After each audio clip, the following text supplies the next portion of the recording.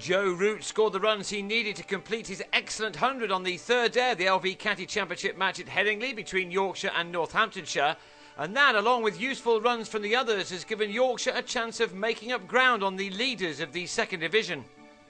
After a delayed start of an hour, Root immediately converted his overnight 98 into three figures, just the second time he's got there in the championship. His ton had come off only 137 balls, his second 50 off 48, and this was his 11th boundary. It was a fine innings indeed from the 21-year-old who has a big future ahead of him. With that done, Yorkshire could now concentrate on building a big first innings lead. They'd started the day on 190 for 3, just 63 runs behind, and Jonny Bairstow was soon helping himself to boundaries to add to his overnight 36. After half an hour's play, he reached his 50, another good one, made from 91 balls with 8 fours, and by the time he got it, his side were only 34 runs behind. More of the diminishing deficit was being knocked off as Root and Bairstow continued to score freely in the shortened morning session. Before too long, this fourth wicket partnership had been advanced to 147, made in 32 exciting overs. Northants kept plugging away and were rewarded with the wicket of Root 10 minutes before the break. On 125, he nicked a ball from Andrew Hall, which lifted on him behind, David Murphy taking a fine catch. Yorkshire were 10 runs behind at that point, but they were soon ahead in the game as Bairstow was joined by the informed Gary Ballance. The scoring rate had slowed right down though against some tidy bowling, but this pair did manage to take the total to 268 for a lead of 15.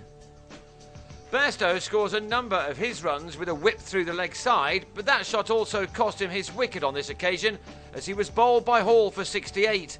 Hall was soon to leave the field with a strain. Yorkshire have a very strong batting lineup, and to have Anthony McGrath coming in at number 7 with so many runs already on the board is certainly no bad thing. He's hit some good form lately, and that was in evidence here, although not every shot, especially off the bowling of debutant Ollie Stone, came off the middle of his bat. Slowly but surely, he and Ballance brought up the 300, but having done so, Ballance lobbed a simple catch to Alex Wakely at short leg off the bowling of James Middlebrook. Ballance was out for 24.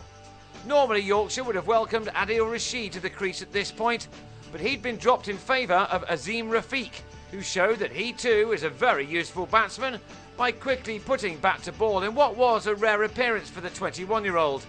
Given some of these strokes, he's not a man lacking in any confidence. With McGrath also now going well, an additional batting point was raised as this pair took their partnership for the 7th wicket beyond 50, and by the time they were separated, Yorkshire had a lead of 115. Azim Rafiq's 37 came off only 44 deliveries, and he fell playing another forcing shot off Lee Daggett, which he nicked behind. He was swiftly followed by McGrath, who, after making 47, was legged before to a good in-swinger from David Willey.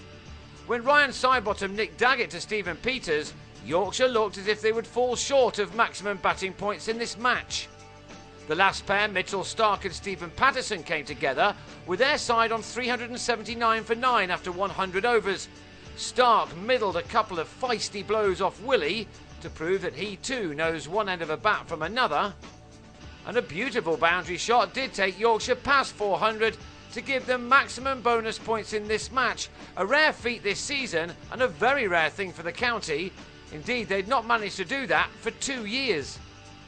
Stark and Patterson eventually added 37 in only 6 overs, and so when the latter was bowled around his legs by Middlebrook for 10, Yorkshire had made 416 for a first innings lead of 163. Stark ended unbeaten on 28. In the end, Northants had 15 overs to survive before the end of the day because of bad light, and in the 7th of those, Middlebrook was legged before to the big Aussie Stark's 4th ball for 9. The final half hour was important, and it was won by the visitors as Peters and Carl Kurtzer worked their way through it with few alarms. They ended the day 10 overs early on 43 for 1 with Peters on 20 and Kurtzer on 12. That means that they go into the last day 120 runs behind.